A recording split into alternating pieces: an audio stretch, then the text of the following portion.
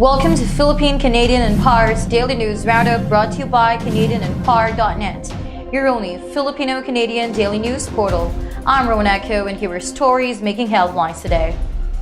Philippines collaborates with Indonesia on Islam education. The Philippines is in talks with Indonesia on incorporating the latter's quality Islamic education in the country's education system, which seeks to help in addressing and preventing radicalism brought by terrorists. Welcoming the opportunity, Foreign Affairs Secretary Alan Peter Cayetano cited Indonesia's excellence in Islam education. Quote, Indonesia is one of the models for the kind of Islamic education that the Philippines and ASEAN can look into to counter the rise of extremism, unquote, Cayetano said in a statement on Wednesday. According to him, the Philippines and Indonesia share the same goal in preventing terrorist attacks similar to the Marawi siege. Quote, our Indonesian friends do not want to see another Marawi happening and are offering to help us counter radicalization through education, unquote, he said. The DFA chief has said the Philippines has an existing memorandum of understanding with Indonesia on education and is currently discussing with Jakarta on another collaboration in Islam education. Filipinos' right to vote should be retained even if a shift of government occurs, says Comelec. Amid growing speculations of the absence of elections next year due to the administration's proposal to shift the system of government into a federal parliamentary, the Commission on Elections said that it should not take away the rights of the Filipinos to vote.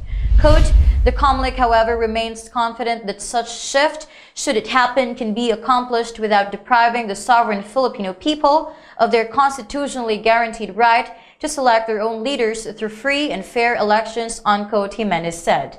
House Speaker Pantaleon Alvarez said on Wednesday that a no-election scenario in 2019 could happen once the government becomes federal. However, some senators said that it is unlikely to happen. Senate President Aquilino Pimentel III said changing the system of government can happen without altering schedule of elections next year.